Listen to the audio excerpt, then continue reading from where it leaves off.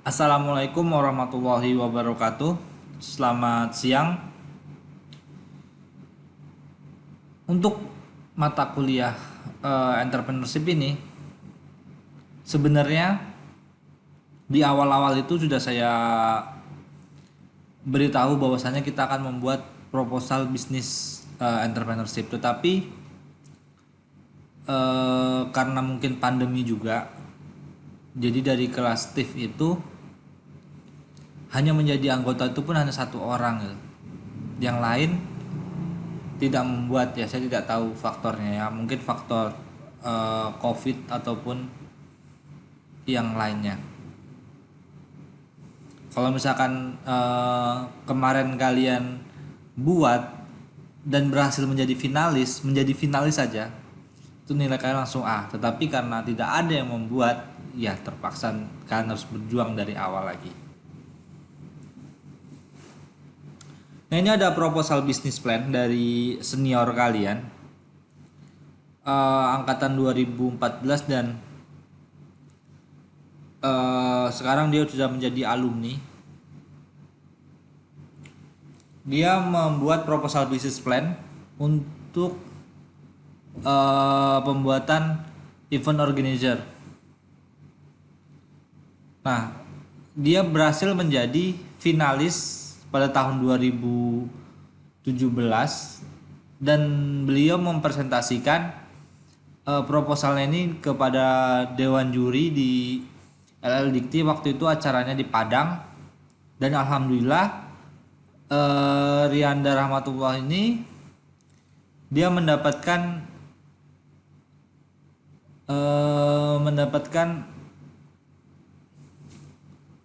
juara harapan memang, tapi jadilah dari beberapa ratus orang dia yang menang. Kan kita bangga juga sebagai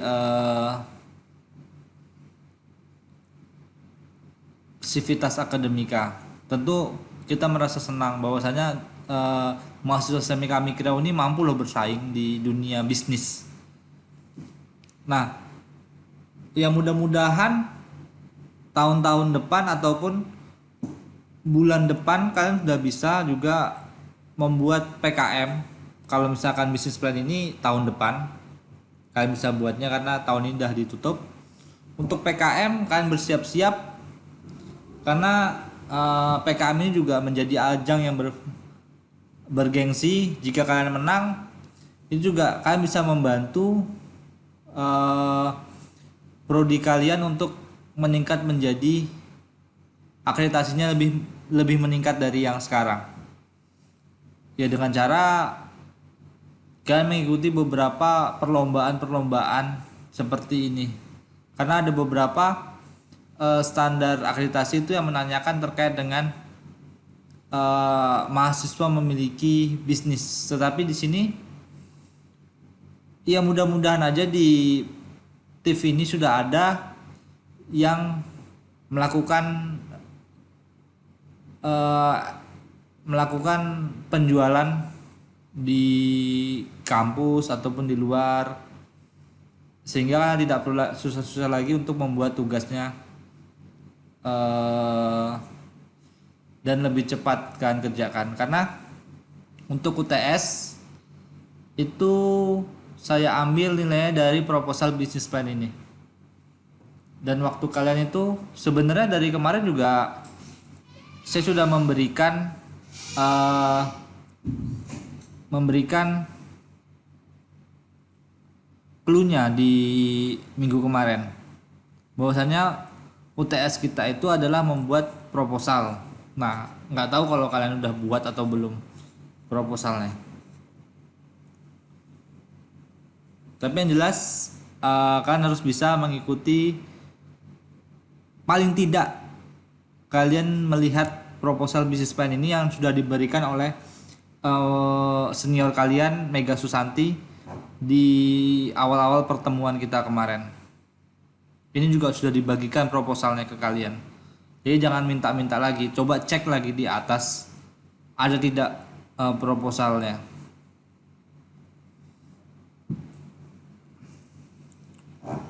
Nah, di sini Rianda Rahmatullah mengangkat online marketplace penyedia jasa vendor event organizer. Dia membuat websitenya itu gagasevent.com. Nah, ini tidak perlu. Nah, kita mulai dari latar belakang. Di latar belakang ini, kalian harus memulainya itu dari bisnis yang akan kalian bangun. Misalkan kalian ingin membangun sebuah bisnis kuliner Nusantara. Nah, jelaskan dulu kuliner Nusantara itu apa. Kenapa harus kuliner Nusantara? Itu kalian harus jelaskan di paragraf pertama. Kemudian di paragraf kedua, sebutkan masalah-masalah yang terjadi di bisnis zaman sekarang ini, ataupun di masakan Nusantara itu apa sih yang menjadi masalah orang-orang itu. Kemudian di bab 3-nya kalian buat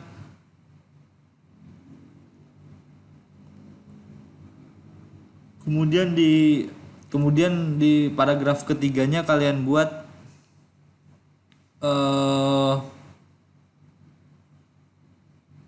bagaimana cara kalian menyelesaikan masalah-masalah yang terjadi dengan bisnis kuliner Nusantara itu.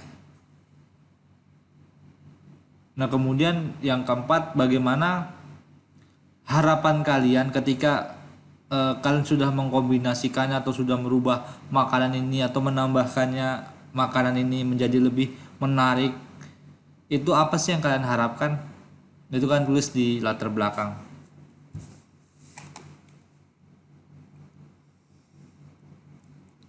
Nah, di bab 2 yaitu membahas misi dan visi. Nah, sebenarnya ini bisa digabungkan juga. Bisa kalian lihat di modul yang sebelumnya. Kalau di modul sebelumnya adalah 3 bab, tetapi yang di sini ada 7 bab. Nah, terserah mau yang mana kalian pilih. Mau yang 3 bab atau yang 2 bab. Atau yang 7 bab ataupun yang 3 bab. Itu terserah saja, saya tidak akan mempermasalahkannya. Tetapi harus ada yang menjadi poin penting di sana.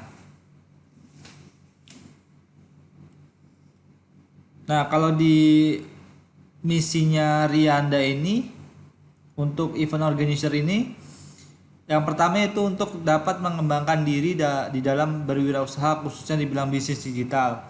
Yang kedua, dapat memenuhi kebutuhan penyelenggara acara yang sesuai dengan budget atau dana yang mereka miliki.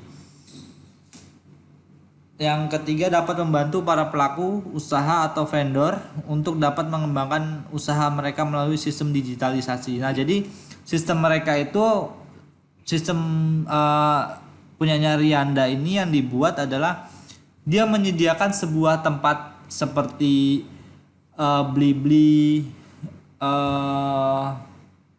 Shopee dan lain sebagainya. Nah, di sana mereka hanya menyediakan sebuah tempat saja, tetapi tidak menjual produknya.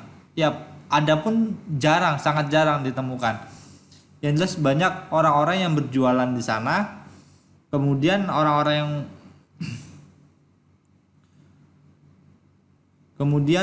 para konsumen yang membutuhkannya, mereka juga akan pergi ke situs tersebut seperti Blibli, Shopee dan lain sebagainya. Jadi mereka saling berinteraksi dan pemilik website tersebut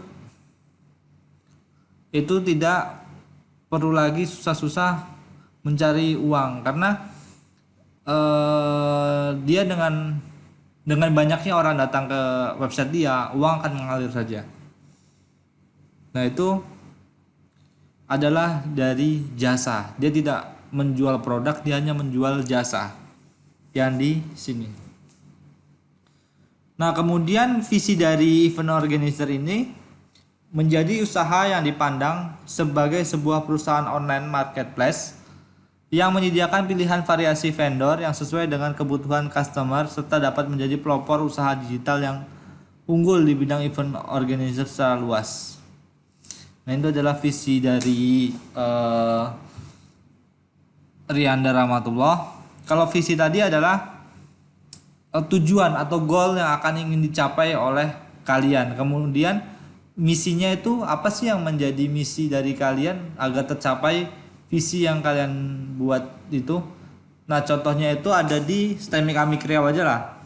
Kan visi dari STEMIC Amik Riau adalah menjadi perguruan tinggi unggul di bidang mobile computing tahun 2030 di Sumatera. Nah, kemudian apa sih misi-misi yang ingin dicapai oleh STEMIC Amik Riau untuk mencapai visi tersebut? Ya, ada banyak yang dilakukan. Mungkin salah satunya adalah dengan akreditasi, kemudian fasilitasnya dan lain sebagainya. Untuk mencapai visi kita harus membutuhkan misi. Nah, yang kemudian di bab 3-nya adalah ini mendeskripsikan produk atau jasa yang akan kalian buat. Nah, jadi kalian harus merencanakan dulu nih agar orang lain ataupun para investor itu mau membantu kalian dalam mengembangkan jasa ataupun produk kalian ini secara bersama-sama.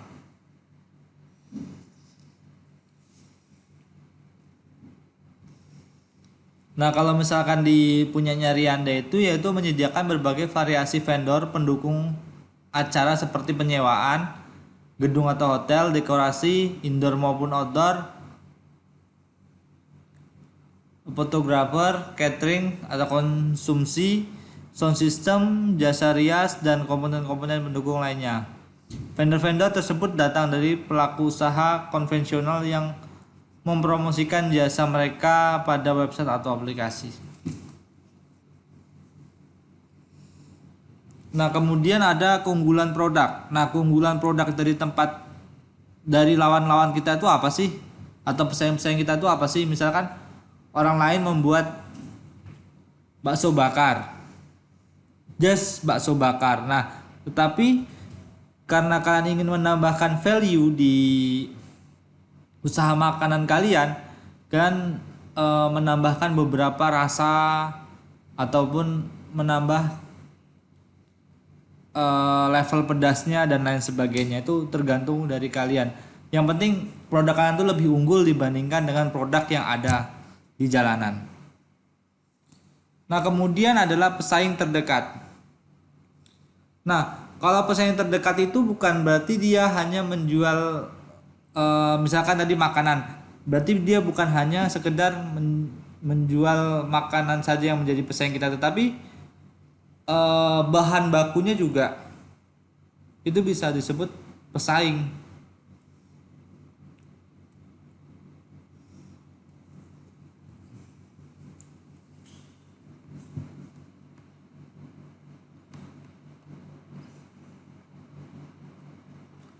Nah, kalau di sini pesaing terdekatnya itu adalah vendor-vendor yang ada di Kota Pekanbaru juga.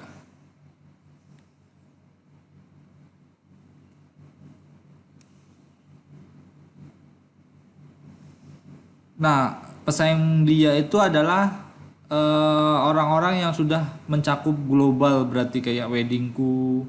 Nah, itu kan udah nasional lah gitu. Dimanapun kita berada kita bisa memesannya. Tapi kalau sistemnya dia hanya digunakan untuk orang-orang di Pekanbaru. Kenapa hanya Pekanbaru saja? Mungkin karena orang Pekanbaru itu tidak memiliki banyak lahan ataupun mereka juga susah mengkonsep pesta mereka. Nah, mereka membutuhkan event organizer ini.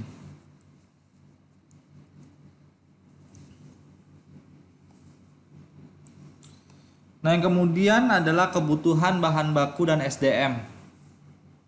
Nah, ini juga sangat penting bahan baku. SDM juga sangat diperlukan. Tapi kita harus menyeleksinya yang benar-benar. Kadang-kadang kita udah beri dia pekerjaan, kepercayaan, tetapi kadang-kadang juga bosnya juga sering ditipu gitu. Itu banyak terjadi. Kalau dipecat, misalkan nih dia adalah anak teman kita gitu kan. Kalau dipecat itu sahabat, kalau nggak dipecat kayak gitu. Nah itu kadang-kadang kita menjadi dilema di SDM ini. Kalau kita ngambil dari keluarga, tetapi kalau kita misalkan dari luar kita ambil, ya kemungkinan yang seperti tadi itu tidak terjadi gitu. Jadi saya sarankan sih kalau usaha itu jangan pernah mengambil SDM dari keluarga sendiri. Karena kalau dia berulah, kita nggak bisa ngapa-ngapain. Tapi kalau misalkan kita ngambil dari orang lain, mereka berulah, yaitu kita bisa mengaturnya, entah itu memecatnya ataupun memperbaiki sikapnya. Nah, yang kemudian di bab 4 yaitu perencanaan pemasaran bisnis. Nah, di sini ada target pasar. Kalau misalkan punyanya Rianda ini, dia ngambil dari pengguna gadget dulu. Nah, pengguna gadget ini dia breakdown lagi, ada secara demografis, psikografis dan geografis. Nah, itu dia bagi 3 lagi. Kemudian di sini juga ada proyeksi demand and supply-nya 5 tahun ke depan. Jadi kira-kira kalau misalkan bisnis ini berjalan pada tahun 2021, sampai kapan bisnis ini akan bisa berkembang? Berapa permintaannya dari masyarakat itu seperti apa? Kemudian kita buatkan dan kita serahkan ke orang-orang. Nah, itu kita harus bisa memprediksi 5 tahun ke depan itu seperti apa bisnis kita. Anggap tidak ada corona. Kalau misalkan ada corona ya agak susah juga menentukan demand and supply ini. Anggap 5 tahun ke depan kita baik-baik saja, dan bagaimana cara kalian menganalisa demand and supply ini.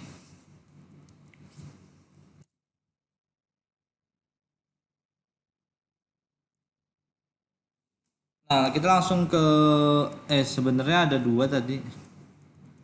Yang pertama itu ada target pasar. Yang kedua channel. Channel ini juga penting juga.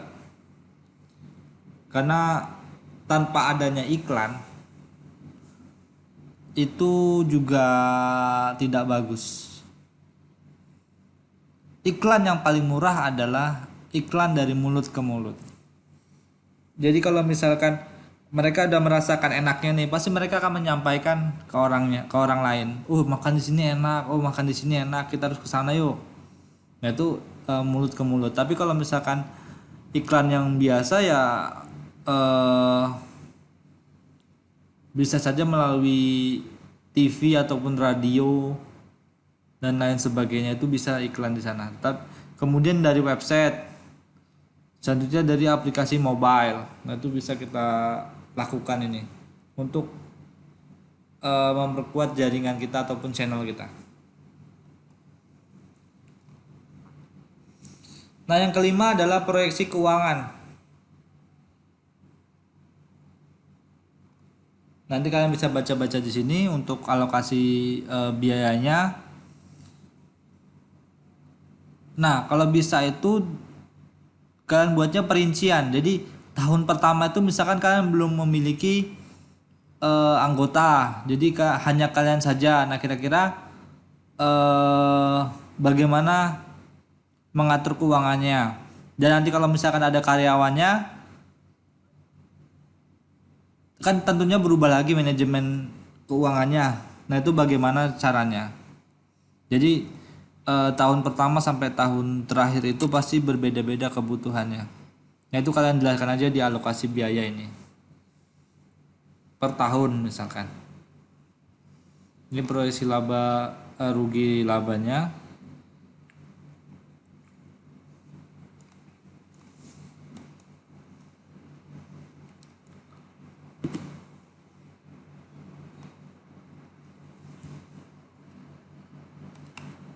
Nah ini yang bab 5 ini bisa kalian baca-baca sendiri dan kalian pahami. Yang kemudian adalah di bab 6, analisis resiko bisnis. Nah kemarin kita juga sudah membahas tentang SWOT. Nah itu juga bisa menjadi alat untuk melakukan analisis resiko. Maksudnya metode untuk melakukan analisis resiko di SWOT. Tetapi yang menjadi ya orang itu malas membuat bisnis itu ya ini kebijakan pemerintah yang ribet, misalkan harus ngurus sana harus ngurus sini. Kemudian keuangan, kalau keuangan ini ya ada tidaknya, kemarin kan kita sudah bicarakan ada beberapa sih faktor untuk mendapatkan uang gitu, dari keluarga, dari internet dan lain sebagainya itu bisa. Yang kemudian adalah akses pemasaran. Nah akses pemasaran itu di tempat kalian seperti apa misalkan, apakah sudah baik atau belum. Nah kalau misalkan belum baik kan harus bicara kemana. Terus jaringan, karena zaman sekarang ini kan harus zamannya online, jadi mau nggak mau akses internet juga harus diperbaiki. Kalau dia diperbaiki ya kita ya gitu-gitu aja gitu hidupannya. Jadi semuanya itu harus perlu dilakukan, baik itu infrastruktur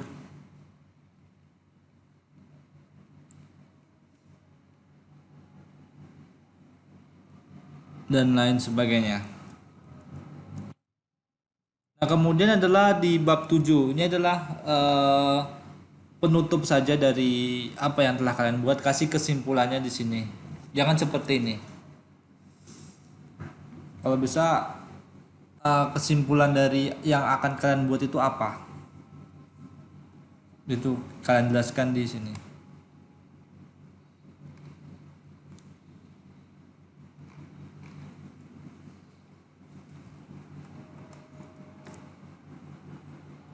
Nanti kalian coba scroll lagi ke atas untuk mendapatkan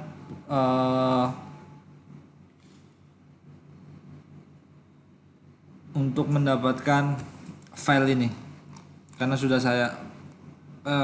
Mega berikan kepada kalian. Kalian tinggal hanya mencari ke atas, tinggal di scroll ke atas.